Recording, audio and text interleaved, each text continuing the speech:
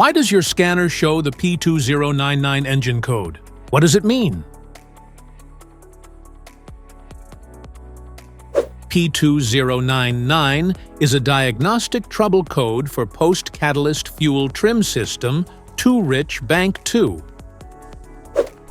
This engine code indicates that powertrain control module detects a biased signal voltage input from the downstream oxygen sensor that indicates an issue with the air and fuel mixture.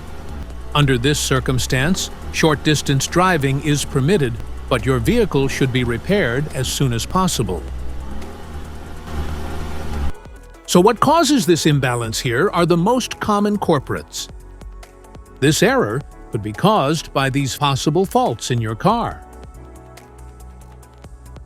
Oxygen sensors, exhaust leaks, fuel injectors, vacuum leaks, PCM issues. Each DTC code corresponds to a specific issue in your vehicle. This error code can appear in any vehicle with an OBD2 system, which includes vehicles manufactured since 1996.